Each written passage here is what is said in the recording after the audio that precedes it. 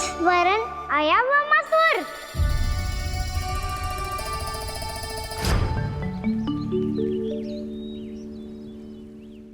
बहुत समय पहले की बात है। बहुत बड़े भूमाकर राज करते थे तुम्हें महान राजा भीमम के नाम से जाना जाता था। सब कुछ था तुम्हारे पास, पर शांति नहीं थी। इसीलिए शांति की खोज में अपना संपूर्ण राज अपने पुत्रों को सौंप कर हिमालय पर्वत की ओर चल दिए। अनेक वर्षों की तपस्या के बाद तुम्हारे तप की कीर्ति चारों ओर फैलने लगी और फिर सच्चे तपस्वी की धूप में तुम्हारी ख्याति से प्रभावित होकर महर्षि उलट तुमसे भेंट करने आए। राजा भीमरथ, आपने ईश्वर की प्राप्ति के लिए सब कुछ छोड़ दिया, पर अपना अभिमान नहीं छोड़ पाए। इसीलिए मेरे आगमन पर सम्मान के साथ खड़ा होना तो दूर, मेरा अभिवादन भी नहीं किया।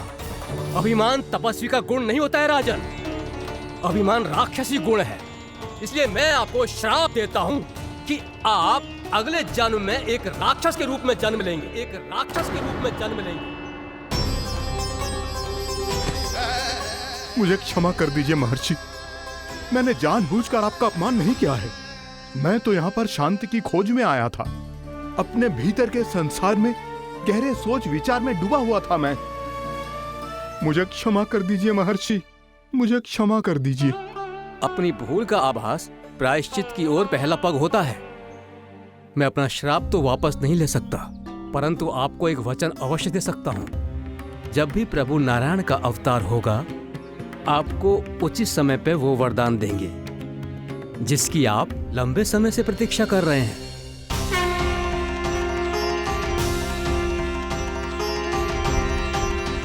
प्रभु, आपने मेरी आंखें खोल दी। अब मुझे पता चल गया है कि आप कौन हैं और मैं कौन हूँ। इसलिए आप मुझ पर कृपा करके अपने चरणों में स्थान दे दीजिए। मुझे वो शांति प्रदान कीजिए जिसकी खोज में मैं वर्षों से भटक रहा हूँ। शांति तो मोक्ष में ही है, इसीलिए मैं तुम्हें मोक्ष का वरदान देता हूँ।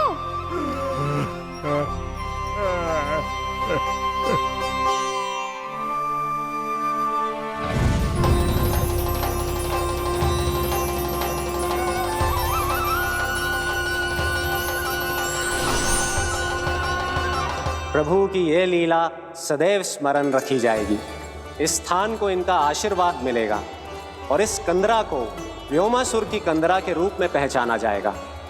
भविष्य में अनेक ऋषि मुनियों की शरण स्थली बनेगी ये कंदरा। दीदी, ये कोई साधारण बालक ना है। ऐसा चमत्कार कोई साधारण बालक थोड़ी ना कर सकते हो। तुम सत्य कह रहे थे बलराम, गाना सच्ची में भगवान ही है। तभी तो सब देवता इसे बसाने और इसकी ओर से युद्ध करने आते हैं। तुम सब ऐसे आंखें फाड़ के क्यों देख रहे हो मुझे?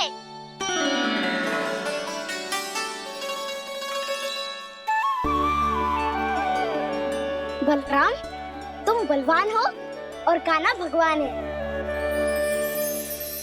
दूर दूर तक कोई दिखाई न दे रहा है। ना जाने किस हाल में होंगे बालक। कहीं हम ही तो मार्ग ना भटक गए शीघ्रता के चक्कर में। अब तो एक पग भी ना चलो जा रहे हो। जल, किसी के पास जल है क्या? कंठ तो मेरा भी सूख रहा है मौसी। भाभी, निकट ही जमुना जी है, कहूँ तो वहां से जल ले आओ। मैं भी जा रही हूँ भाभी, एक से भले दो। हाँ चल, शीघ्रता से आओ। हाँ।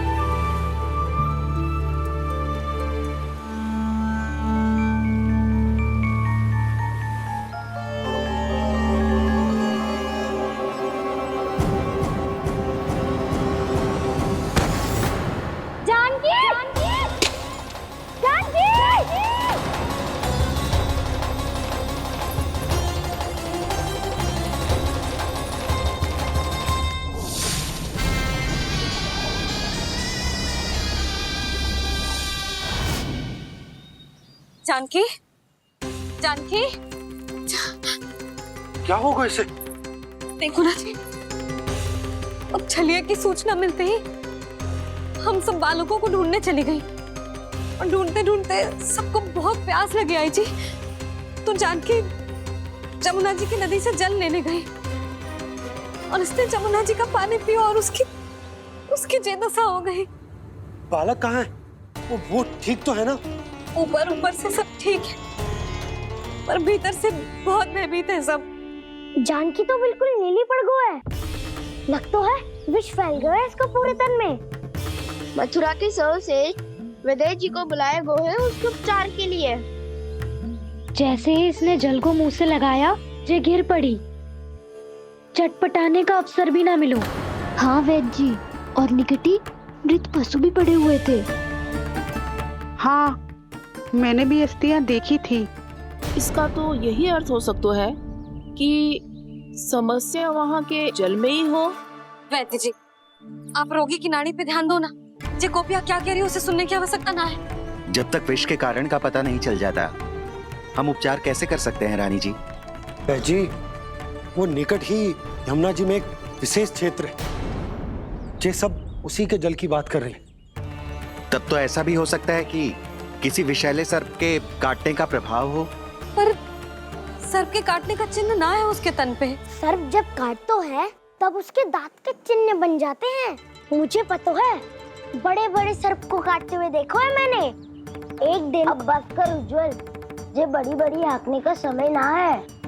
पर यदि सर्प ने ना काटो है, फिर जानकी की ये दशा किसने की? अवश्य किसी राक्षस ने की होगी। नाना, कोई विषैला पशु भी तो हो सकता है। यह अवश्य किसी माँ विषैले सर्प के विष से हुआ है। सर्प ने भले ना काटा हो, लेकिन यह अवश्य ही किसी महाविषैले सर्प के विष के कारण हुआ है। कालिया नाग। कालिया नाग?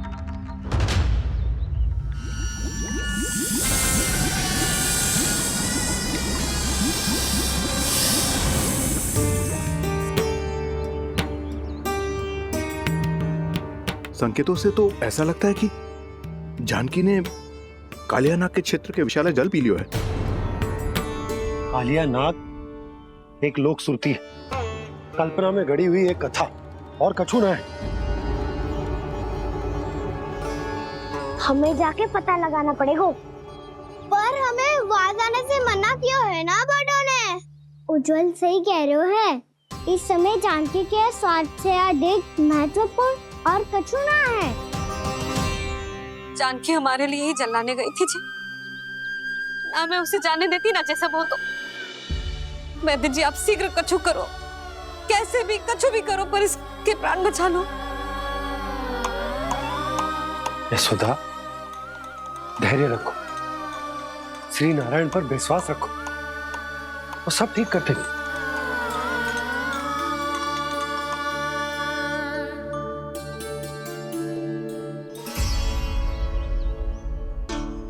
विष की काट की मेरे पास जितनी जड़ी बूटी थी, मैंने सब अर्क बना के पिला दी, पर इसकी दशा में अभी तक कोई सुधार नहीं दिख रहा है। यह अंतिम जड़ी बूटी है। अगर इससे भी चमत्कार नहीं हुआ, तो फिर जो नारायण की इच्छा।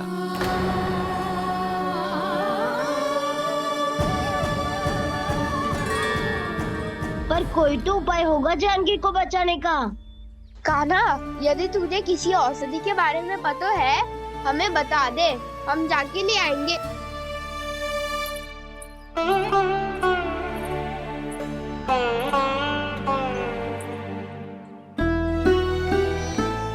हे नारायण, हे प्रभु, मेरी जानकी के प्राण बचा ले प्रभु। या तो मैं अपने आप को कभी क्षमा न कर पाऊंगी। ये सारी मेरे ही कारण बनाई थी। उसकी रक्षा करो प्रभु, मेरी पुकार सुनो। कान्हा, तूने हमें वत्सासुर से बचाया था ना? और बकासुर से भी तो। और छलिया से भी तो तूने ही बचाया था ना हमें। क्या ऐसा कोई उपाय ना है जानकी को बचाने का? धनवंतरी,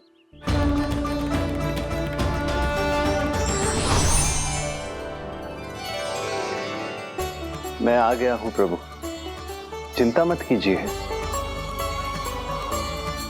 आपके आदेश का पालन अवश्य होगा।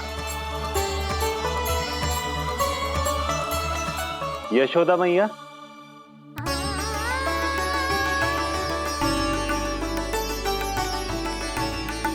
मैया आपको कोई पुकार रहा है।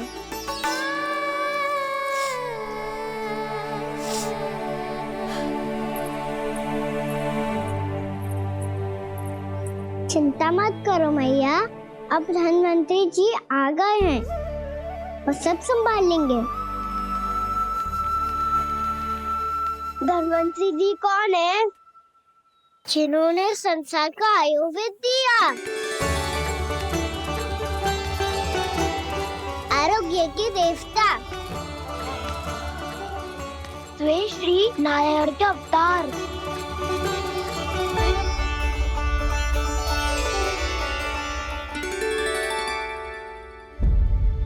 मुझे पता चला है कि आपको वेद की आवश्यकता है। हाँ हाँ, भीतर आइए। आइए आइए बैठे जी। जी रहे।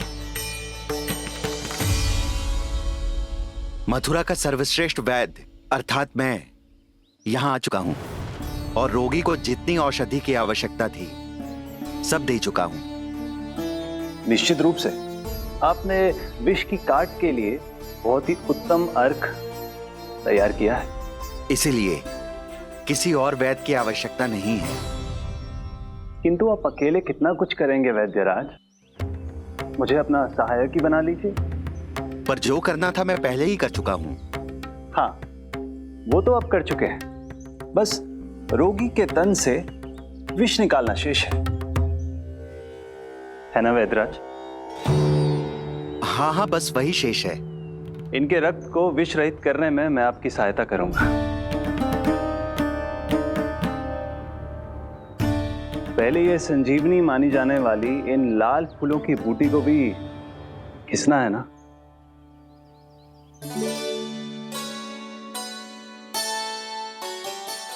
हाँ हाँ, तुम सही कह रहे हो, इसे अच्छे से घिसो।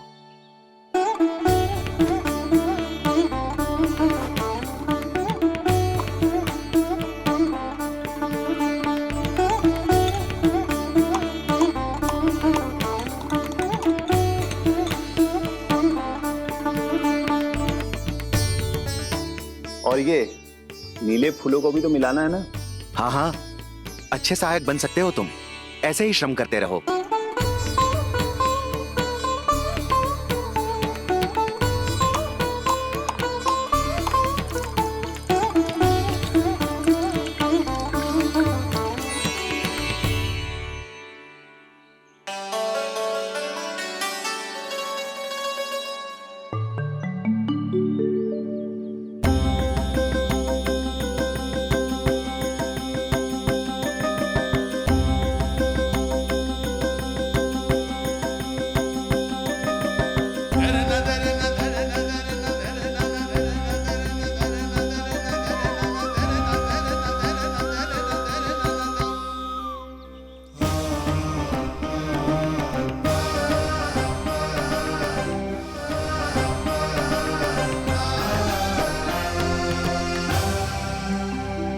जानकी स्वस्थ हो जाएगी ना धनवंतरी जी? धनवंतरी? प्रभु, अब मैं क्या करूं? आपने तो स्वयं ही मेरी पहचान उजागर कर दी। जी क्या करो कान्हा? आप सब ऐसे क्यों देख रहे हो? मैया कहती है ना, सभी वैद्य धनवंतरी जी का ही रूप होते हैं। वाह कृष्णा, चतुर तो हो तुम। वैसे वास्तविक धन्वंतरी मैं हूँ, मेरा अर्थ है वास्तविक वैद्य मैं हूँ। ये तो मेरा सहायक है, मुझे पूरा विश्वास है बिल्कुल ठीक हो जाएगी। वैसे ही थोड़े ना मुझे मथुरा का सर्वश्रेष्ठ वैद्य कहते हैं लोग।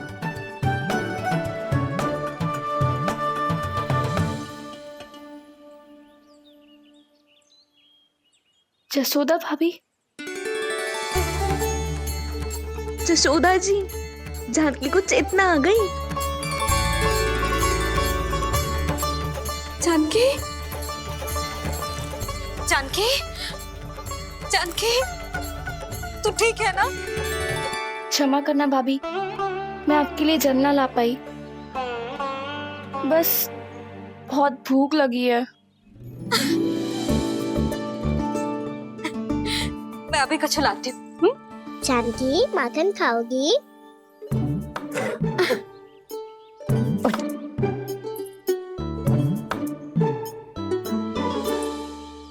आजा, तू ही खिला दे लल्ला।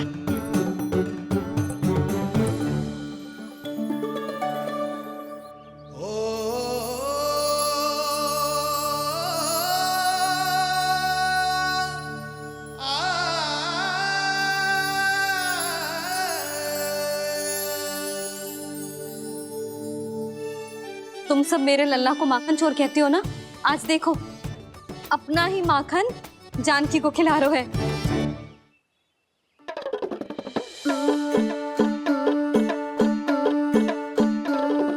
थोड़ा और विश्राम कर लो। सदैव तुम हम सबकी सेवा करती हो, आज मैं तुम्हारी सेवा करूंगा। जानकी की जिद दशा तब हुई जब जय यशोदा काकी की सेवा कर रही थी, और अब देखो स्वयं भगवान ही इसकी सेवा कर रहे हैं। जानते हो इससे क्या सिद्ध होता है? जो भी यशोदा मैया की पूजा करेगा, अर्थात अपने माता पिता की सेवा करेगा, उनके साथ सम्मान से व्यवहार करेगा, ईश्वर स्वयं उसका ध्यान रखेंगे। कभी धन्वंतरी के रूप में तो कभी स्वयं कान्हा के रूप में। भक्त और भगवान का देखो कैसा ये अनुराग, स्वयं करे सेवा प्रभु, अद्भुत गोपी का भाग्य। प्रभु इन सब पृथ्वीवासियों से कितना घुल मिल गए हैं। ना तो ये प्रभु को भगवान मानते हैं और ना ही प्रभु अपने आप को इनसे सर्वश्रेष्ठ समझते हैं। अपने आचरण से ये सिद्ध कर रहे हैं कि ये सभी में हैं और सभी इनका ही अंश है।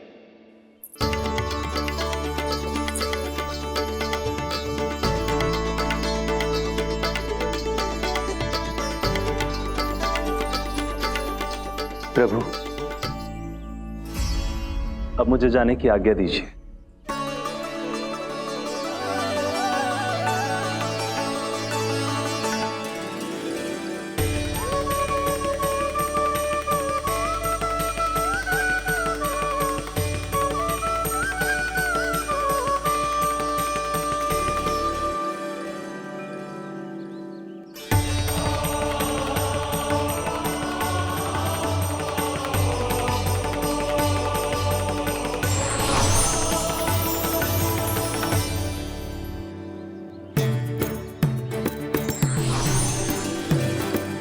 कान्हा ने तो सच्ची में धन्वंतरी जी को बुला लिया था।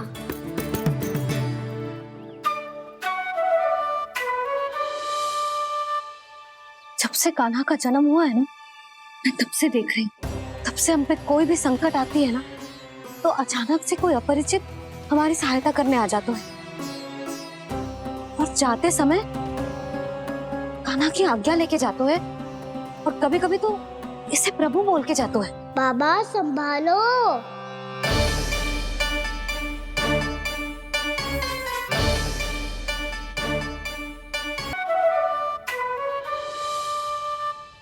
जब से कान्हा का जन्म हुआ है ना, मैं तब से देख रही हूँ, तब से हम पे कोई भी संकट आती है ना, तो अचानक से कोई अपरिचित हमारी सहायता करने आ जाता है, और जाते समय कान्हा की आज्ञा लेके जाता है, और कभी कभी तो इसे प्रभु बोल के जाता है। बाबा संभालो। यशोदा, इस जानकी को चढ़ो है और विचित्र विचार तुम्हारे मन में है। अरे सब जानते हैं कि हमारा परिवार राजसी है। तुम्हें पता ना चलते हो वो, पर हमारे कान्हा को सब राजकुमार ही समझते हैं देखकर। इसीलिए उसे सम्मान देने के लिए सब ऐसा ही करते हैं, और कोई बात ना है।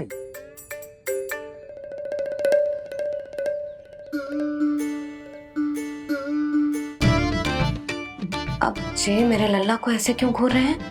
बुरी दृष्टि लगाएंगे क्या? वैद्यराज जी, आपके सहायक तो गए, अब आप यहाँ क्यों?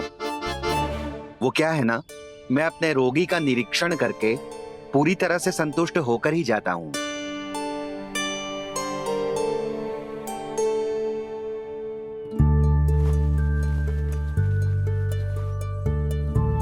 हाँ, संकेत तो अच्छे हैं, कल सुबह तक बिल्कुल ठीक हो जाएगी। धन्यवाद वैद्य जी।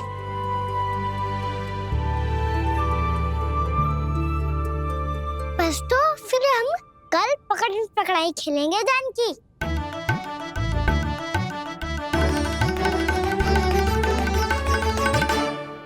भानु, बंसी, जाकर उस क्षेत्र के चारों ओर बाड़ बनवा दो और वहां सूचना पट्ट भी लगा देना, ताकि जानकी के साथ जो हुआ है वो किसी और के साथ ना हो।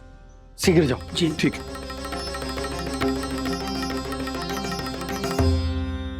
बाड़ और सूचना पट लगवाने से समस्या का समाधान नहीं होगा बाबा। निर्दोष पशु सूचना पट देखकर भी कुछ समझ नहीं पाएंगे।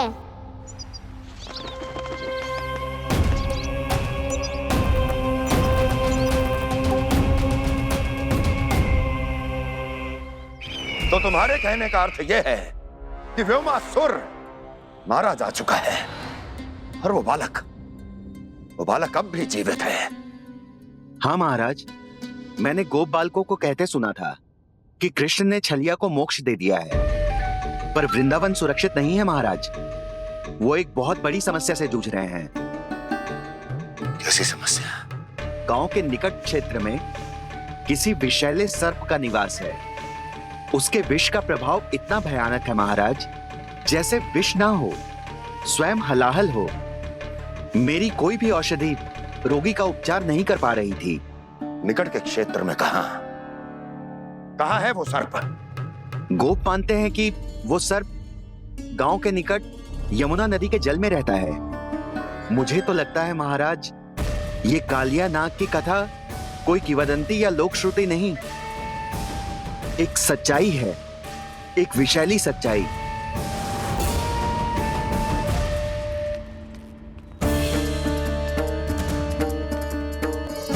कालिया का सामना करने का समय आ गया है, पर उससे पहले मुझे बुलाना होगा उन्हें।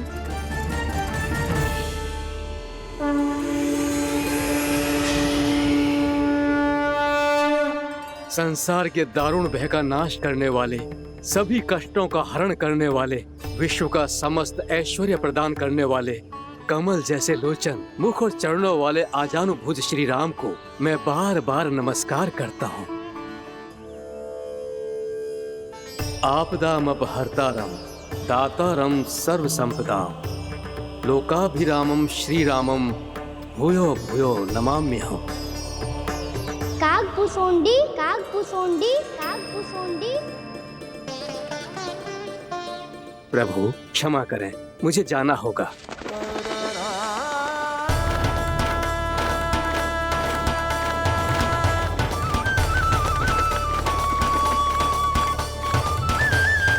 प्रणाम प्रभु।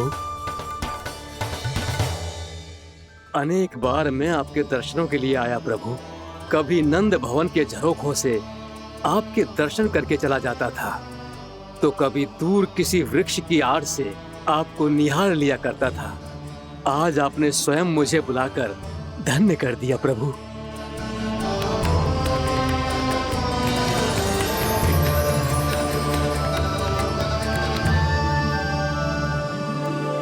मैंने आपको यहाँ एक विशेष कारण से बुलाया है।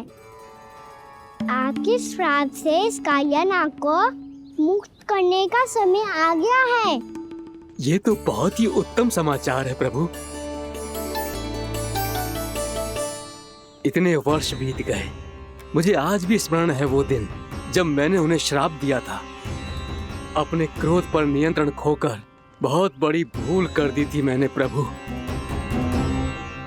बीती हुई घटनाओं पर दुखी होके कोई लाभ नहीं है। हमें भविष्य की ओर देखना होगा।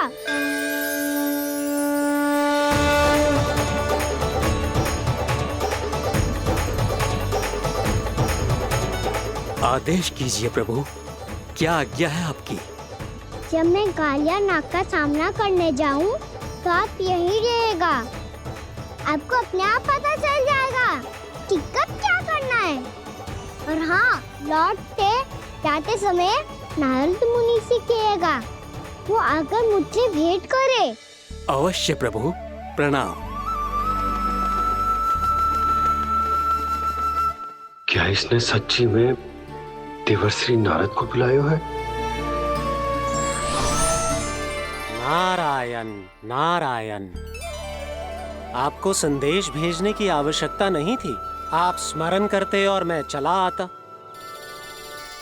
तुम्हारा कल्याण हो नारद।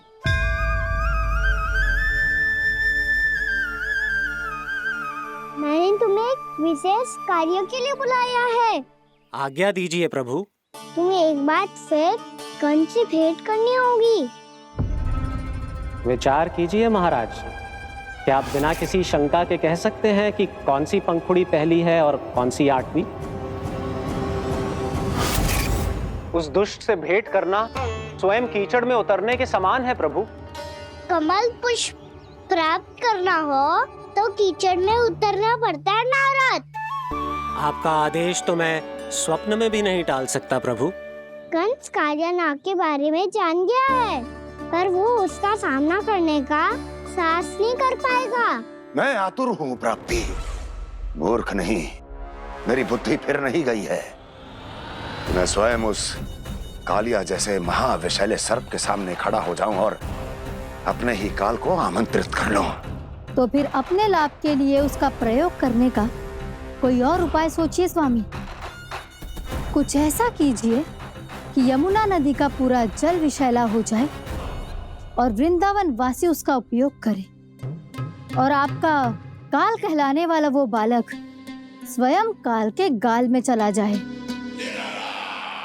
उत्तम उत्तम सुझाव है प्राप्ति। अब मुझे उस कालिया तक पहुंचने का मार्ग ढूंढना होगा। उसको विवश करने का कोई उपाय ढूंढना होगा, क्योंकि व्यक्तिगत रूप से उससे भेंट करना असंभव है। असंभव। आप सही कह रहे हैं प्रभु। कंस में उतना सामर्थ्य नहीं कि वो कालिया नाग का सामना स्वयं कर सके। वैसे तो कालिया गरुड़ देव का भी सम्मान नहीं करता, तो फिर वो कंस का सम्मान क्यों करेगा भला? नहीं करेगा, पर कंस तुम्हारा सम्मान अवश्य करेगा नारद। तुम्हारी बातें भी सुनेगा और मानेगा भी। ये मेरी योजना का बहुत ही महत्वपूर्ण भाग है। तुम कंस के पास जाओ और कहो कि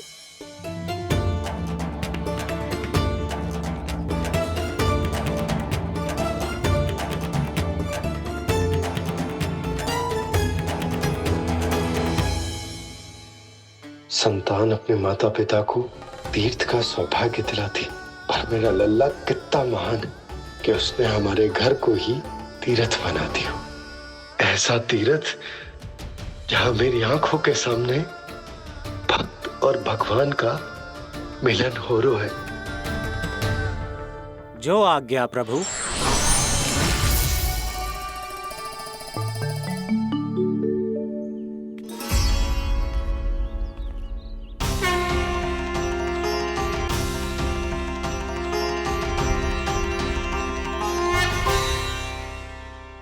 बाबा, कान्हा, ये सब क्या चल रहा है? पहले काक भुसुंडी जी और फिर ये नारद जी, क्या योजना बना रहे हो तुम? कान्हा, बताना लल्ला, क्या सोच रहे तू? कान्हा देख, अगर तुझे अपने बाबा को ना बताना हो ना, अपने भक्त को बता दे। क्या सोच रहे हो लल्ला? क्या करने वाले हो आप?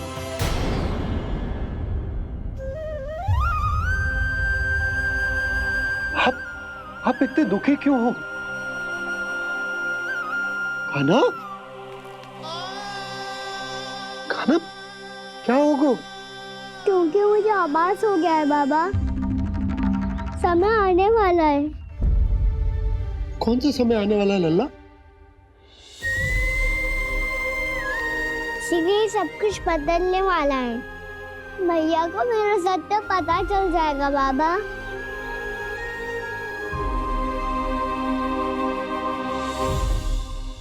पर लल्ला, इसका काग भुसुंडी और कालिया नाग से क्या संबंध है?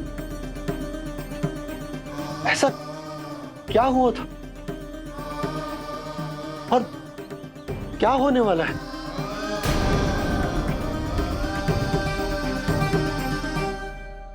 जो होने वाला है बाबा, उसका संबंध उससे है जो सैकड़ों वर्ष पहले हुआ था। महर्षि भृगु के एक वंशज थे, वेद शिरोमुनि, जो विंध्याचल की पहाड़ियों में साधना कर रहे थे। तभी वहाँ अश्वशिरा नाम के एक दूसरे मुनि आमंत्रण के बिना ही आ गए। कितना सुंदर और शांतिपूर्ण आश्रम है। यहाँ प्रभु की साधना करने में बहुत आनंद आएगा। शीघ्र ही अश्वशिरा मुनि उपस्थिति के कारण होने वाले व्यवधान से बाध्य होकर वेद शिरोमुनि ने अपनी आंखें खोली। कौन हो तुम और यहाँ क्या कर रहे हो? आपके आश्रम में बहुत शांति है मुनिवर। साधना करने के लिए बहुत ही उत्तम स्थान है ये। मैं चाहता हूँ कि मैं भी यहाँ। आप यहाँ साधना करना चाहते हैं, लेकिन इतना भी नहीं जानते कि किसी के आश्रम में प्रवेश करने से पहले उसकी आज्ञा लेनी चाहिए। आप ये भी नहीं जानते कि यदि कोई यज्ञ कर रहा हो तो बिना अनुमति के वहाँ प्रवेश करने से उसकी यज्ञ साधना भंग हो सकती है। आप क्या साधना करेंगे मुनि? आप तो साधना के योग्य ही नहीं हैं। इतना अपमान! एक मुनि के मुख से इतने कड़वे शब्द शोभा नहीं देते। मैं तुम्हें श्राप देता हूँ, जितनी विषैली तुम्हारी जिह्वा है उतने ही विषैले सर्प बन जाओ तुम। और ऐसा सर्प जो सांस भी ले तो निकट का वातावरण दूषित हो जाए।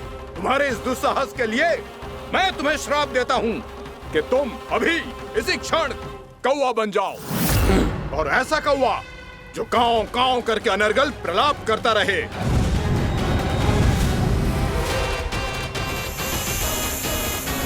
ये मैंने क्या किया? ये मैंने क्या किया? क्रोध के कारण दोनों ने एक दूसरे को श्राप दे दिया। पर दोनों ही मेरे भक्त थे, और भगवान होकर मैं अपने भक्तों को इतनी कठिनाई में कैसे देख सकता था। इसीलिए जिस संकट में उन दोनों ने अपने आप को फंसा लिया था, उसका समाधान करने में मैं उनके पास गया। देखिए ना प्रभु, ये क्या हो गया हमसे?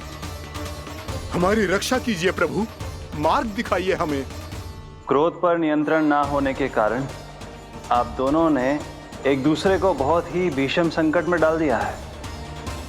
अब दोनों ही तपस्वी, तप के बल से दिए गए आपके श्राप को लौटाना भी संभव नहीं है। प्रभु, कोई तो उपाय होगा, हम आपके शरण में हैं प्रभु। अपराध तो हमसे हुआ है प्रभु, पर अब आपसे ही आशा है। कुछ ऐसा कीजिए भक्त वत्सल, जिससे हम दोनों के श्राप का प्रभाव कुछ कम हो जाए।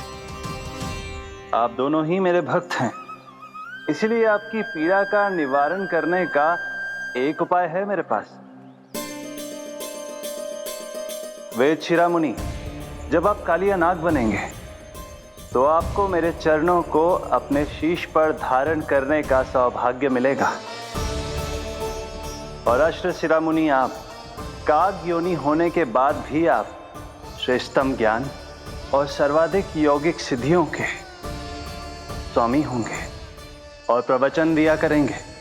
इसके बाद अश्वशिरा मुनि काकभुसुंडी बन गए, जिन्होंने आगे चलकर स्वयं गरुड़ देव को रामायण सुनाई। और मुनि वेदशिरा महर्षि कश्यप और देवी कैत्रियों के पुत्र कालियानाग बनकर जल में, और अब वही कालियानाग जमुना में, जिनके कारण जानकी के प्राण लगभग चले ही गए थे। अब कालियानाग को उचित स्थान पर भेजने का समय आ गया है बाबा। पर ये तो अच्छी बात है कान्हा, वेदशिरा मुनि को दिया हुआ तुम्हारा वचन भी पूरा हो जाएगा, जमुना जी की शुद्धि भी हो जाएगी। इस सब के बाद भी तुम दुखी क्यों हो? क्योंकि इसके बाद मैया के सामने मेरा रहस्य खुल जाएगा बाबा। उन्हें पता चल जाएगा कि उनका बालक कोई साधारण बालक ना है। भविष्य में जो होने वाला है उसे सबके सामने घटने से रोकना मेरे लिए भी संभव ना होगा। मैया को सब पता चल जाएगा। क्या पता चल जाएगा रे मुझे?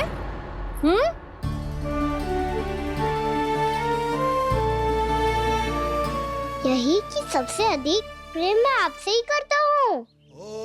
अब बस भी कर, चलो भोजन के लिए बुलाने आई थी तुम दोनों को।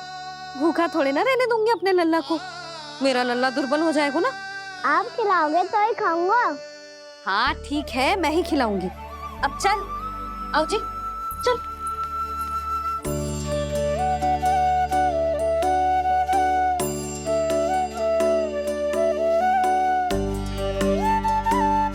मैया खेलो ना मेरे साथ।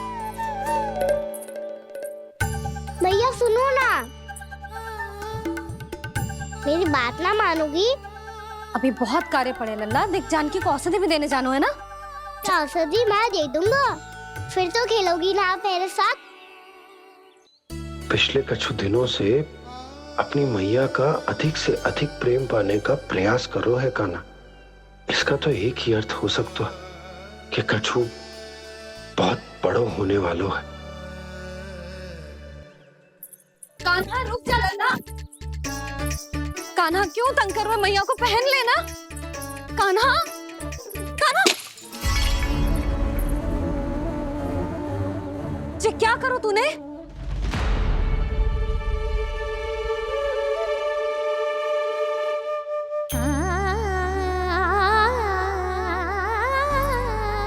अच्छा ठीक है, अब मुंह लटकाने की आवश्यकता ना है। ये ले।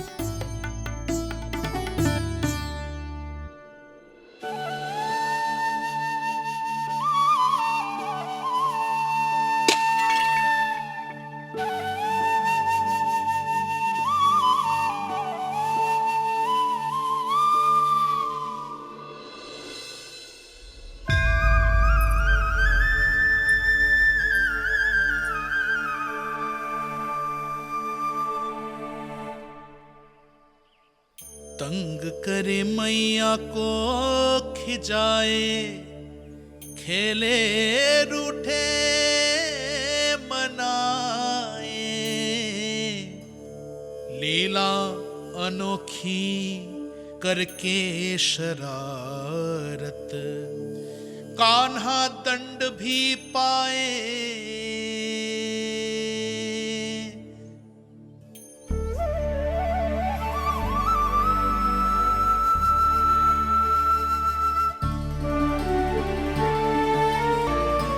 रूठना मनाना, खेलना खिलाना, पहले शरारत करके क्रोध दिलाना और फिर क्षमा मांग लेना, ये सब जानबूझकर कर रहे है कान्हा। जैसे जीवन भर के लिए अपनी मैया की ममता को अपने हृदय में समेट कर रखना चाहते हो। कैसे कैसे करूं उस कालिया से मित्रता, कैसे करूं उसका उपयोग?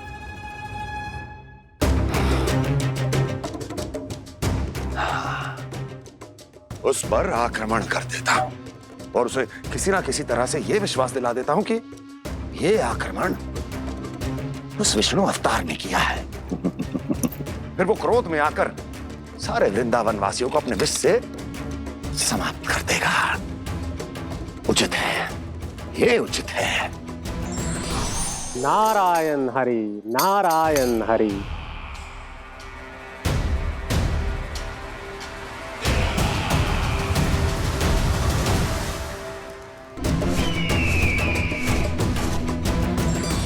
नारायण हरि, नारायण हरि।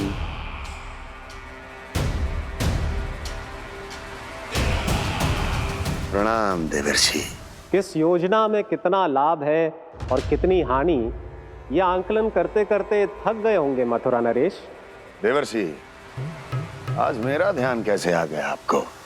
आप तो सदैव ही मेरे ध्यान में रहते हैं महाराज कंस। सत्य तो यह है कि मथुरा में जो भी हो रहा है मुझसे छिपा हुआ नहीं है। मैं जानता हूं कि आप किसी भी असुर को वृंदावन क्यों ना भेजें, और वो असुर कितना भी शक्तिशाली क्यों ना हो, कृष्ण का सामना नहीं कर पाता। या तो पराजय स्वीकार करके आपके पास लौट आता है, या तो फिर वीर गति को प्राप्त हो जाता है।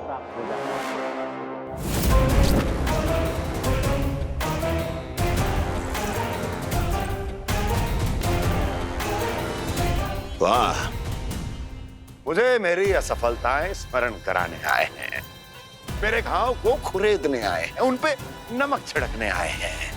मित्र को शत्रु समझने की भूल मत कीजिए महाराज कंस। मैं तो आपकी सहायता करने आया हूं। हाँ, और मेरी सहायता। कृष्ण विष्णु अवतार है, आप विष्णु के भक्त हैं। मैं हूं विष्णु द्रोही, फिर भी तो आपके आराध्य को हानि पहुंचाना चाहता है, उसकी सहायता करना चाहते हैं आप। क्या आप निश्चित रूप से कह सकते हैं कि आप ब्रह्मांड के सभी नियमों को अच्छी तरह समझते हैं? अवश्य। आपके लिए बस इतना ही जानना पर्याप्त होगा कि मैं जो कुछ भी कर रहा हूं उसके लिए मेरे व्यक्तिगत कारण हैं। मैं तो बस आपके हित में पिछली बार की तरह एक सुझाव लेके आया था, पर यदि आप मेरा सुझाव सुनना भी नहीं चाहते तो आपकी इच्छा। नारायण हरि, नारायण हरि। कारण चाहे जो हो, इनके पिछले सुझाव के कारण ही आज मेरे शत्रुओं की संख्या कम है। अन्यथा मैं देवकी के अन्य पुत्रों को भी जीवित छोड़ देता, और आज वो सब अपने भाई के साथ मिलकर उसकी शक्ति को अनेक गुणा बढ़ा देते। ठहरिए देवऋषि।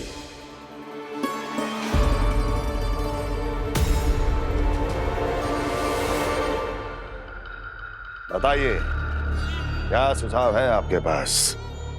मेरे सुझाव का नाम है कालिया नाग।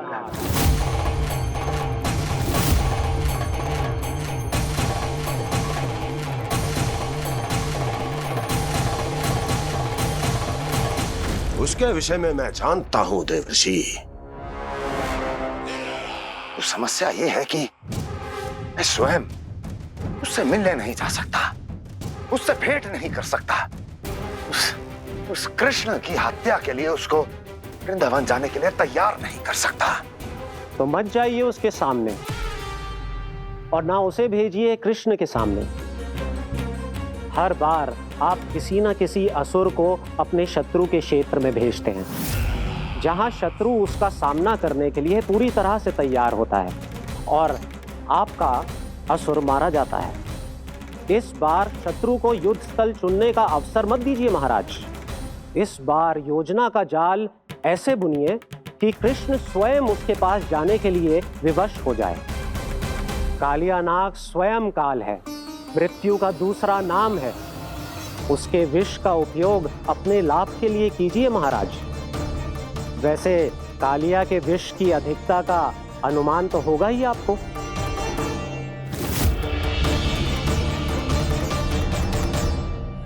एक बार जो उसके क्षेत्र में पहुंच गया, फिर उसके विष से बचना असंभव है। उचित सुझाव है देवर्षि, उचित सुझाव है। देवर्षि, उस छलिया विष्णु की भक्ति करते करते आप भी उसके रंग ढंग सीख गए हैं। उचित है। उचित है।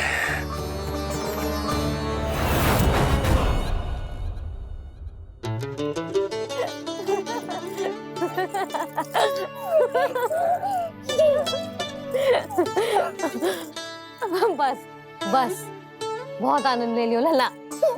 बस अब दूध पी ले। ठहर ठहर, गरम है। जी ले ले।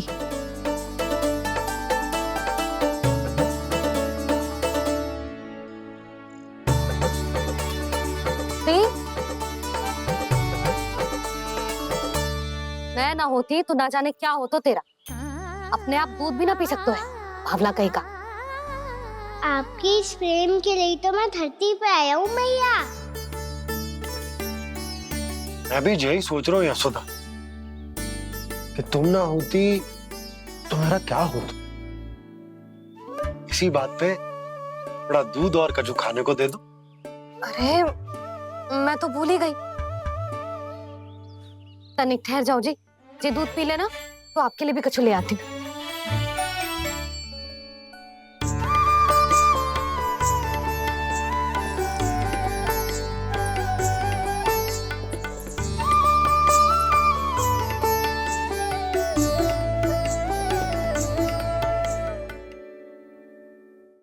प्रणाम महाराज।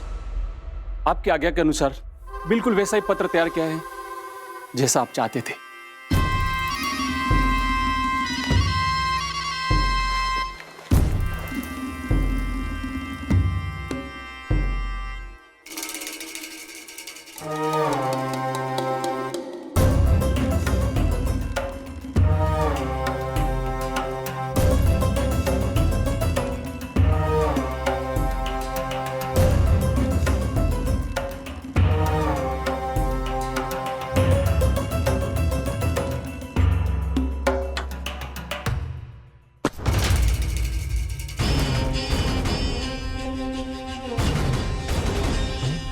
कृष्ण जन्म से लेकर आज तक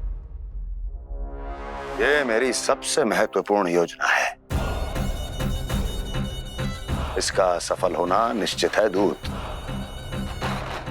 किंतु केवल वही करना जैसा मैंने कहा है। जाओ।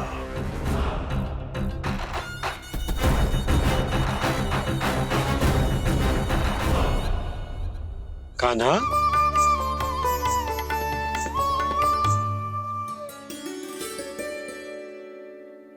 क्या होगा? बाबा मैं चाहता हूँ कि मैया की ममता क्रिस्टल फ्रेम की वर्षा मुझ पे सरतेव ऐसे होते रहे। वो तो होती रहेगी लल्ला। अपने लल्ला के लिए किसी मैया का प्रेम कभी कम हो सकता है भला? नंदराज, वो मथुरा से एक दूत आयो है महाराज कंस का राजपत्र लेके।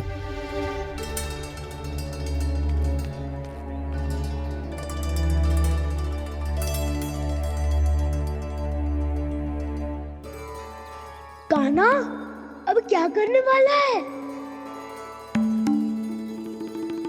तेरे बाबा कहाँ गए? हाँ?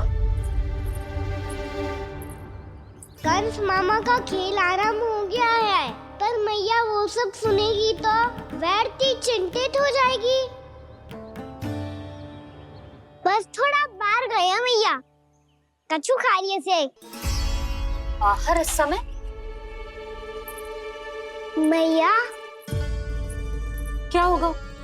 मैया देखो ना, पीठ पे कछु हो रहा है। मेरा हाथ ना पकड़ो, आप करो ना। यहाँ? क्षमा करना मैया, पर अभी बाबा को ही संभालने दो ये सब। कहिए, क्या संदेश लाए हैं आप? नहीं नंदराज नहीं।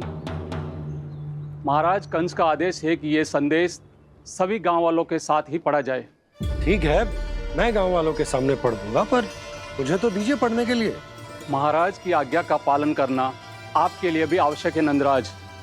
सभी गांव वासियों की सभा बुलाइए। बंसी, सभी गांव वालों की सभा बुलाओ। राजपत्र में ऐसा क्या संदेश भेजो है कंस ने? अब मेरे पत्र को पढ़कर सब भौचक्के रह जाएंगे। और वो कृष्ण, उस कृष्ण के पांव के नीचे से तो भूमि खिसक जाएगी, आकाश फट पड़ेगा, बिजलियां गिर जाएंगी। प्राप्ति, ओ प्राप्ति, कंस का पत्र स्वयं को बहुत अधिक शक्तिशाली समझता है ना वो। अब देखता हूं कैसे वो इस महासंकट का सामना करता है। वो कृष्ण, वो अपनी मृत्यु स्वयं चुनेगा या मृत्यु की वेदी पर चढ़ा देगा प्रिय वृंदावन वासियों को।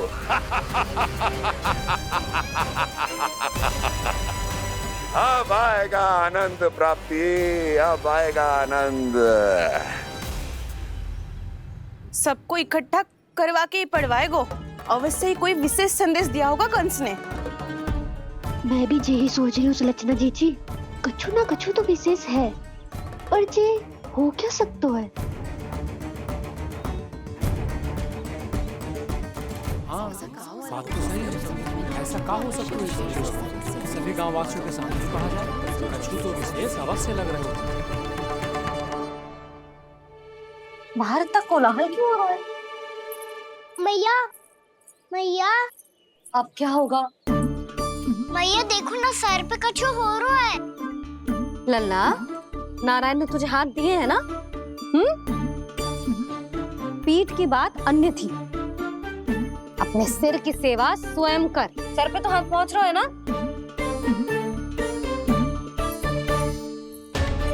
मैया सुनो ना, मैया देखो ना, तीव्र कर, कछु हो रहा है। मैया देखो ना, तीव्र कछु हो रहा है।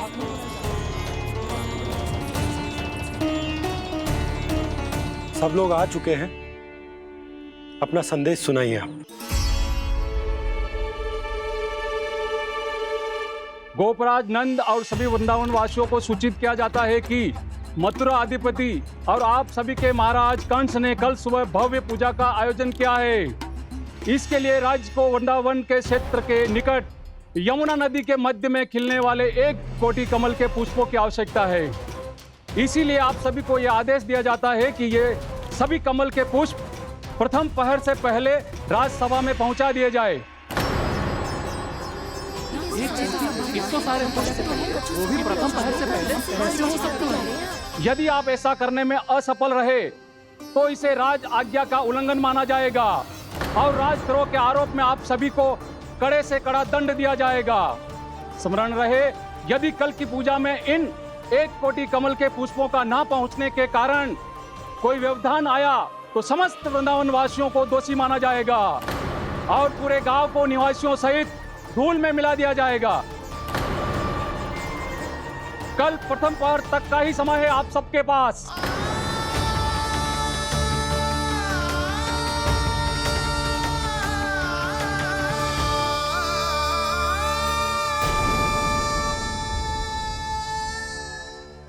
एक कोटि कमल पुष्प, वो भी कल प्रथम प्रहर में? ऐसे कैसे संभव है? और कोई साधारण पुष्प ना, यमुना नदी के मध्य खिलने वाले विशेष कमल के फूल चाहिए उन्हें। लेकिन यमुना नदी में तो कालिया नाग ने विष घोल के रखा है, तो फिर कैसे हो पाएगा? यह संभव है। हमारी मृत्यु का संदेश भेजा राजा कंस ने। सदैव की भांति इस समस्या पर भी गांव के बड़े ही विचार करेंगे। बालकों का यहाँ होना उचित ना है।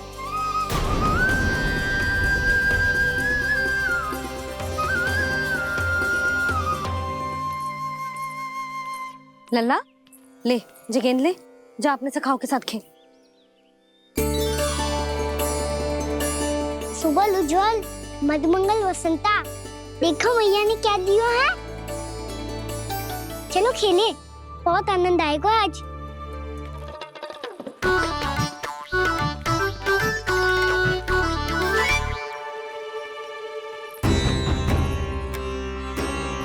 भानु, बंसी, जाओ और शीघ्र ही वो घेरे का कार्य समाप्त करो।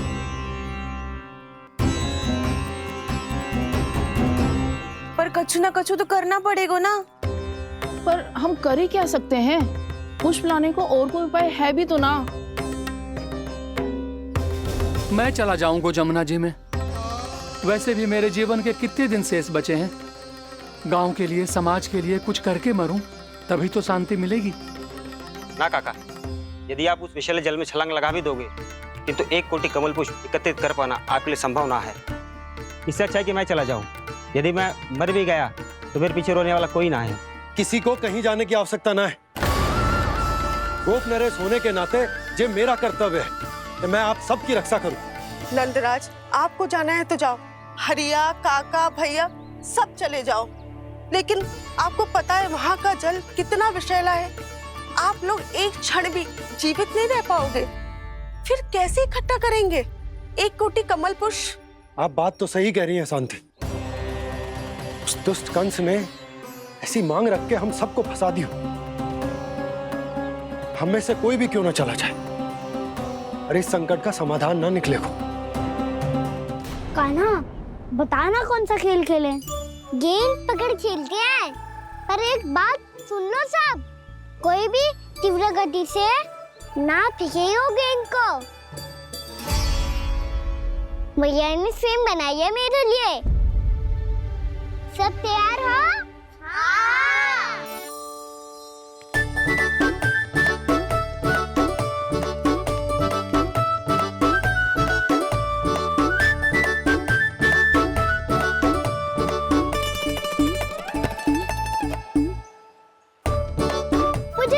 मुझे दो।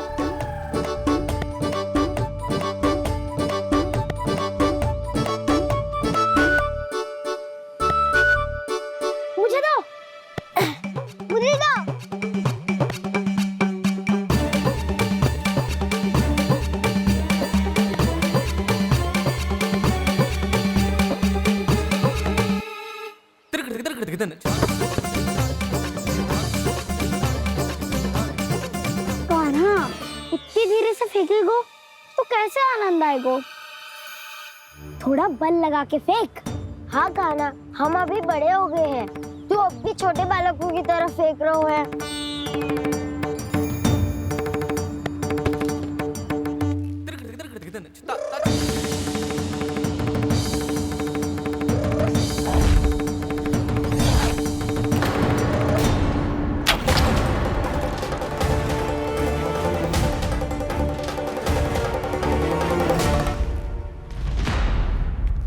दीदी, ये क्या करो कान्हा?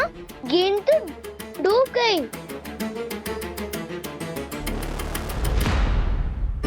अच्छा, तो ये सब इसकी योजना का भाग था ताकि ये कालिया का सामना कर पाए। तुम सबने तो कही थी तीव्र गति से फेंको। देखो, फिकवा दी ना मेरी गेम। मुझसे नदी में। अब मुझे जाके लानी पड़ेगी। रुक जा कान्हा, रुक जा कान्हा। जी क्या बोल रहे थे कान्हा? इसमें तो बहुत संकट है। कोई भी संकट मेरी मैया का उपहार खोने से बड़ा ना है। बहुत प्रेम से बना के उन्होंने दी थी। हे नारायण, कोई उपाय समझ में ना आ रहा है। मैया, अब कैसे करेंगे हम अपने गांव की रक्षा? कीड़े पड़ेंगे उस दुष्ट को। यदि उसके कारण किसी के प्राण चले गए तो कौन सा फल मिलेगा उसे इस पूजा का? तुम सही कह रही हो यशोदा। और हमारे पास कोई और दूसरा विकल्प भी तो ना है। यदि हमने मथुरा की राज आज्ञा का पालन ना किया तो इसका दुष्परिणाम पूरे गांव को भुगतना पड़ेगा।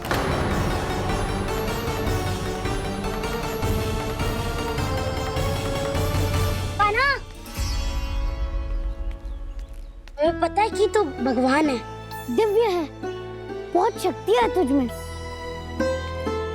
पर फिर भी हम तुझे विषैले जल में ना जाने दे सकते। कुछ होगा तो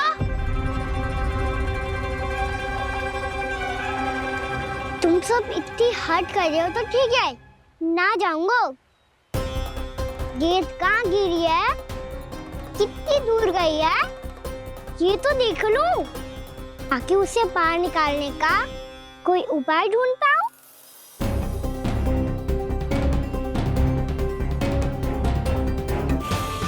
हाँ।